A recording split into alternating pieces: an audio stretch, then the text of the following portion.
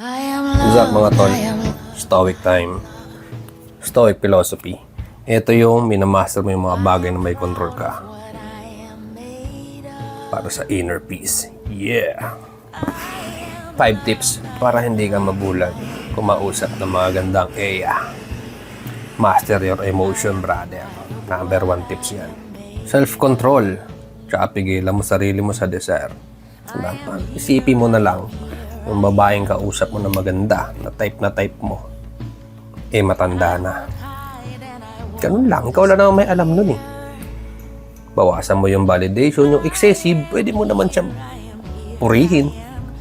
Pero yung excessive, yung sobra-sobrang ng validation, kalma ka lang. Tapos focus ka lang sa pinag-uusapan nyo. Speak with purpose and confidence. Pag makikipag-usap ka, yun nga, maintain mo yung tono ng boses mo. Pwede ka magpatawa. Okay naman yun. Pero yung nagbabago.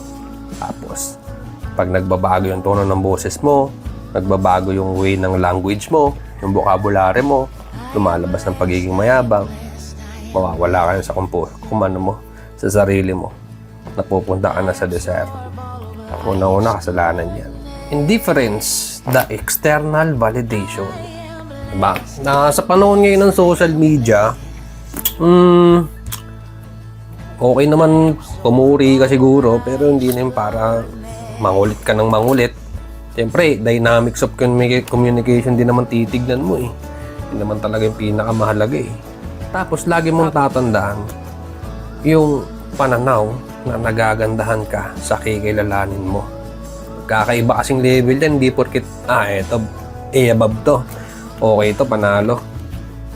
Siyempre, titignan mo rin yung foundation niya. Di ba? Kahit pa paano naman, may linya naman yung communication yung pupuntahan. Hindi yung nakafocus ka lang sa physical appearance niya. Tulad yan na lagi kong sinasabi, science. Mabilis tumanda ang katawan ng babae. Lesson na rin to para sa mga babae. Hindi ko masyadong confident kung anong meron kayo ngayon.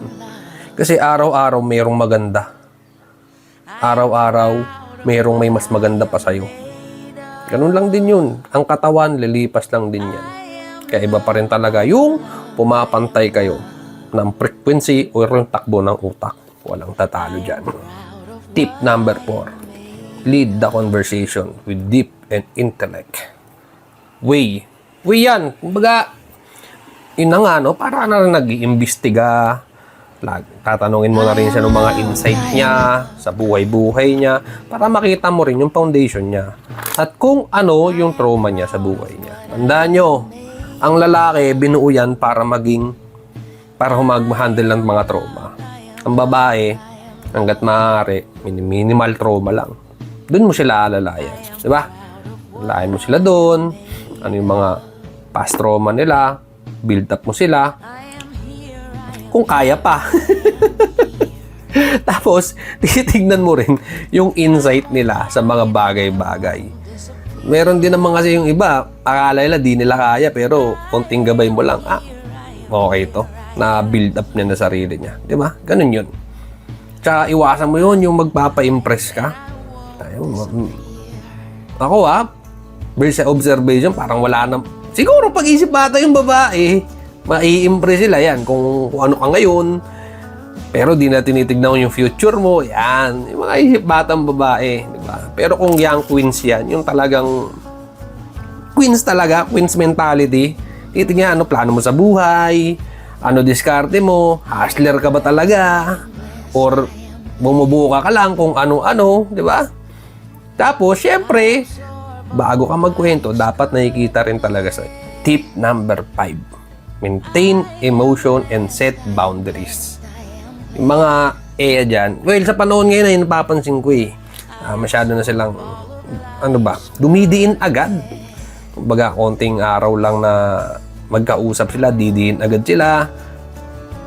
Ginagawa na agad nila ng control. Yung isa't isa ba? Hindi lang naman sa side ng lalaki to, kahit sa side lang din ng babae. Nagawa nila ng control, nasan ka, masyado na bang, parang, ang dating na nga, possessive na eh. Huwag kang masyadong desperate sa mga bagay-bagay.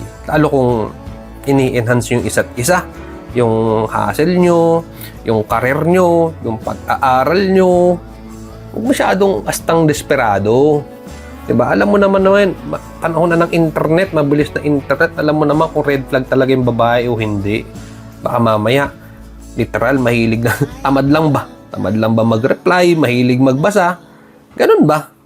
O kaya focus sa mga negosyo? Okay? Yun lang. Sana medyo kahit paano may natutunan ba kayo? Bili kayo na ito guys, o ito basahin. Yan.